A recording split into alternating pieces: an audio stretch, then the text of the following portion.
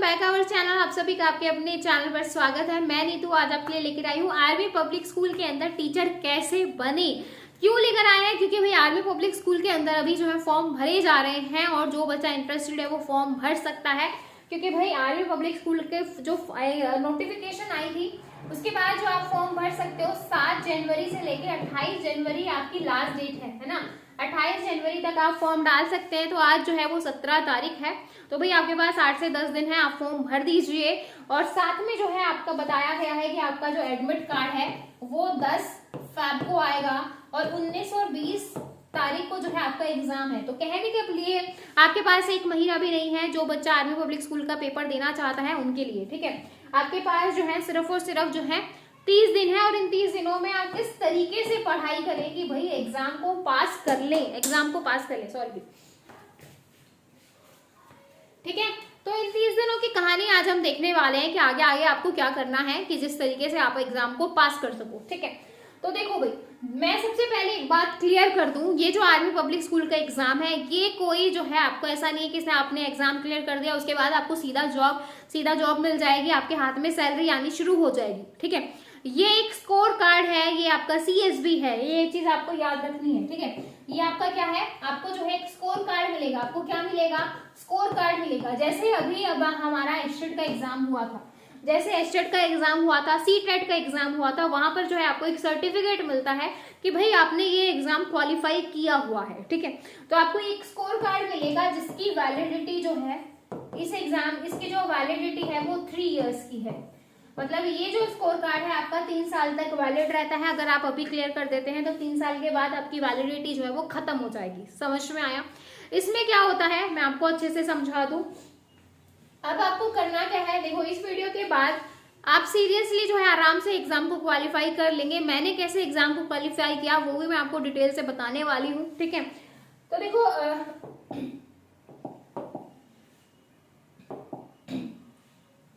इसमें क्या होता है, इसमें हम बात कर रहे हैं पीजीटी की, ठीक है। पीजीटी की मैं बात कर रही हूँ, सारी चीजों की बात कर दूं, बता दूं मैं। पार्ट 1 में क्या होता है, पार्ट 1 में आपका कॉमन वाला एरिया आता है, ठीक है। ये भी आपका 90 मार्क्स का रहता है। और यहाँ पर आपका आता है सब्जेक्ट से रिलेटेड, किससे रिलेटेड? सब्जेक्ट से रिलेटेड, ठीक है। तो ये भी जो है ये भी आपका 90 मार्क्स का रहता है, ये भी आपका 90 मार्क्स का रहता है, ये भी आपका 90 मार्क्स का रहता है, ठीक है।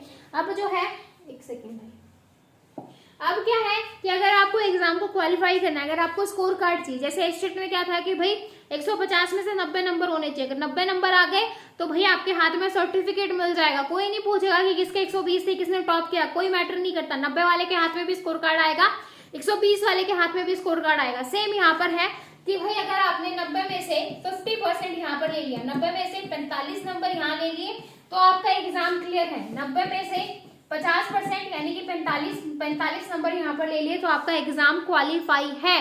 कोई आपसे नहीं बोलेगा कि भाई आपका कितने नंबर आए, ठीक है। प्लस यहाँ पर क्या है, नेगेटिव मार्किंग है। यहाँ पर क्या है, नेगेटिव मार्किंग है। तो आपको जो पेपर है वो बहुत ही अच्छे तरीके से अटेम्प्ट करना पड़ेगा। ऐसे ही नहीं है कि आप कुछ भी कर दो, ठीक है। देखो जो बच्चे पीआरटी के लिए तैयारी कर रहे हैं उनके लिए सिर्फ और सिर्फ पार्ट 1 होगा। जो बच्चे पीआरटी की तैयारी कर रहे हैं उनको सिर्फ और सिर्फ पार्ट 1 देना पड़ेगा, ठीक है, जिसमें कॉमन आएगा। जो बच्चे टीजीटी और पीजीटी की तैयारी कर रहे हैं उनको दोनों पार्ट देने पड़ेंगे, पार्ट 1 और पार्ट 2, ठीक है। सपोज इन केस कि अगर आप जो है पीजीटी का एग्जाम दे रहे थे, आप पीजीटी का एग्जाम दे रहे थे और आपका जो है पार्ट 2 क्वालिफाई नहीं हुआ, आपका सब्जेक्ट का क्वालिफाई नहीं हुआ, लेकिन आपका पार्ट 1 क्वालिफाई हो गया तो आपको सर्टिफिकेट मिलेगा। तो भी आपको सर्टिफिकेट मिलेगा लेकिन वो आपको पीआरटी लेवल का मिलेगा। किसका मिलेगा? पीआरटी लेवल का मिलेगा। समझ में आई बात? कि भाई अगर आप जो है टीजीटी या पीजीटी के लिए अप्लाई कर रहे हैं और दोनों पार्ट्स में से आपका पार्ट 1 क्वालिफाई हो जाता है, यानी कि यहाँ पर आप 50% मार्क्स लेते हैं लेकिन यहाँ पर आपके मार्क्स 50% नहीं आ पाते इन एनी केस, तो आपको जो है तो भी आपको सर्टिफिकेट मिलेगा पीआरटी का कि आप पीआरटी के लिए एलिजिबल हैं। जब कहीं पर भी जो है आर्मी पब्लिक स्कूल में वैकेंसी आएंगी तो आप वहां पर जाकर इंटरव्यू दे सकते हैं। समझ में आया मैं क्या कहने चाह रही हूँ, ठीक है। तो देखो जो भी बच्चा आर्मी पब्लिक स्कूल में टीचर बनना चाहता है तो सबसे पहले उसको ये वाला जो है एग्जाम क्वालिफाई करना पड़ेगा। आपके हाथ में स्कोर कार्ड होना चाहिए, ठीक है। अब स्कोर कार्ड के लिए आपको कोई ज्यादा मेहनत नहीं करनी है, आपको 45 नंबर लाने हैं। 45 नंबर लाने तो 45 पर ही टारगेट कीजिए। जैसे मैंने कहा था 90 नंबर लाने तो 90 पे ही टारगेट कीजिए। तो भाई 45 की जगह 50 पे टारगेट कर लीजिए कि भाई मुझे 50 लेने हैं, दैट्स इट। उससे ज्यादा सोचो ही मत, उससे ज्यादा सोचो ही मत, और मेन चीजों पे फोकस करो। चाहे इतना करो, देखो 60 नंबर की तैयारी कर लो बहुत अच्छे से, दिल लगा के 60 से 65 नंबर की तैयारी कर लो, 50 नंबर आ जाएंगे। लेकिन 90 नंबर को तरफ भागोगे, अरे मैं ये भी पढ़ लेता हूँ, अरे मैं वो भी पढ़ लेता हूँ, मैं ये भी कर लेता हूँ। भाई ये कोई जॉब के लिए नहीं है। जॉब के लिए होता तो भाई जो है कट ऑफ का नहीं पता होता कितनी जाएगी, लेकिन ये आपका स्कोर कार्ड है, पता है 50% आ गए, आपके हाथ में स्कोर कार्ड आएगा ही आएगा। तो भाई सबसे पहले टाइम कम है, 1 महीना है, 30 दिन है, उसके अकॉर्डिंग जो है आपको सिर्फ और सिर्फ जो इंपॉर्टेंट चीजें हैं, जहां से ज्यादा वेटेज आता है, सिर्फ और सिर्फ उस पर टारगेट कीजिए, उसको हिट कीजिए, उसको बिल्कुल ऐसे जकड़ लीजिए कि भैया यहाँ से तो मेरा नंबर नहीं कटने वाला, ठीक है। उसके बाद अगर उसके बाद आपके पास टाइम बचता है, देन आप जो है एक्स्ट्रा करने के बारे में सोचो। अदरवाइज जितना किया है 60-65 नंबर का, उसको रिवीजन में डाल दो तो बेस्ट है, ठीक है। और जो एडिशनल में से जो आपने छोड़ दिया है उसमें से अगर क्वेश्चन आता है और आपको एग्जाम में आता है तो वहां पे आप अटेम्प्ट कर दीजिए, कोई दिक्कत नहीं है, क्योंकि नेगेटिव मार्किंग है, ठीक है। पूरा पेपर था, वैसे भी अटेम्प्ट नहीं कर सकते। तो भाई मैंने भी बस यही किया था कि भाई क्वालिफाई करना है तो उन चीजों पे हिट कीजिए जो आपके बेस्ट है, ठीक है।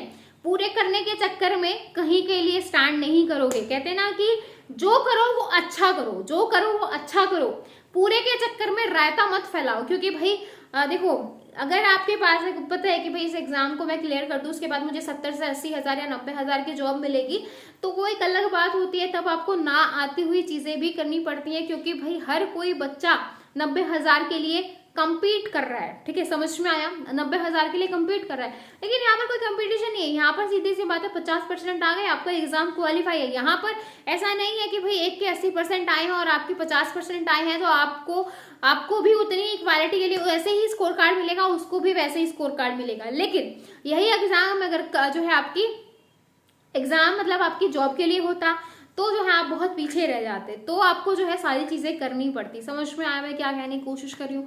तो यहाँ पर हिंदी, इंग्लिश, मैथ, रीजनिंग को बहुत अच्छे से रट्टा लगा लो, बहुत अच्छे से कर लो। मैथ रीजनिंग को बहुत अच्छे से कर लो, हिंदी इंग्लिश को बहुत अच्छे से कर लो, 45 नंबर आ जाएंगे, ठीक है।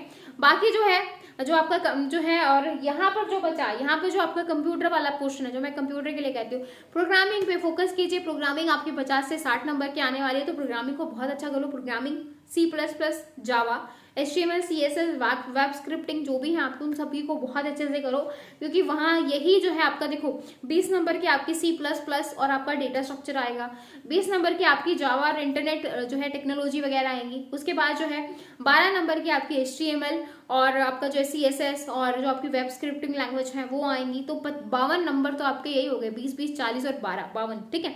उसके बाद कंप्यूटर फंडामेंटल आपका 8 नंबर का आएगा। कंप्यूटर फंडामेंटल बेसिक्स है, आपको पता होना चाहिए। हिस्ट्री वगैरह ये सारी चीजें आपको पता होनी चाहिए, ठीक है। मेमोरी वगैरह आपको अच्छे से पता होनी चाहिए। उसके बाद जो आपको DBMS और SQL में से 10 नंबर का मिलेगा, नेटवर्किंग में से 10 नंबर का मिलेगा, डिजिटल 5 नंबर का आएगा, मल्टीमीडिया आपका 5 नंबर आएगा। पूरा सिलेबस 90 नंबर का मैंने आपको ऐसे बोल दिया है। तो आपको भी ऐसे ही सिलेबस याद रखना है, चाहे आप हिंदी के हो, चाहे मैथ्स के हो, चाहे वो आप इंग्लिश के हो, चाहे वो आप किसी भी स्ट्रीम के हो। आपको बस अच्छे से ये चीज याद रखनी है कि हमारा सिलेबस क्या है, मुझे कहाँ पे हिट करना है, मुझे कहाँ पर जो है टारगेट को पॉइंट करना है, ठीक है। और अब जो है मैं आपसे ये पूछने वाली हूँ, जो बच्चा कंप्यूटर साइंस का है वो चाहता है कि मैडम आप आर्मी पब्लिक स्कूल की तैयारी करवा दीजिए या फिर कोई कोर्स लेके आए, तो मुझे कमेंट सेक्शन में डेफिनेटली बताइएगा कि भाई हमें जो है तैयारी करनी है, और आप जिस तरीके से मेजोरिटी होगी उसी के अकॉर्डिंग जो है हम कोर्स स्टार्ट करेंगे, ठीक है। Last time 21 days crash course, जो ज़्यादा टॉपिक्स नहीं है आपके CS के, तो बहुत अच्छे तरीके से करेंगे ताकि आप एग्जाम को क्वालिफाई कर सकें।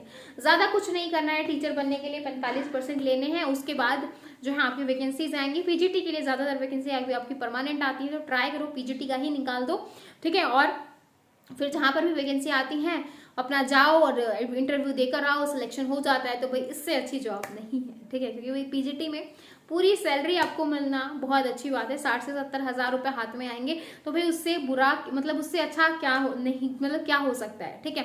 तो आई होप आपको मेरी बातें कहीं ना कहीं कुछ हिट की होंगी, कुछ समझ में आई होंगी, कुछ हुआ है। तो भाई वीडियो को लाइक, शेयर, सब्सक्राइब करना बिल्कुल मत भूलिएगा। फटाफट चैनल को जो है ज़्यादा से ज़्यादा शेयर किया करो ताकि हम 10,000 सब्सक्राइबर कंप्लीट कर सकें और जो है फिर चैनल पे कुछ नया लेकर आए, ठीक है। तो फिर मिलेंगे नेक्स्ट वीडियो में, तब तक के लिए bye bye, take care, thank you.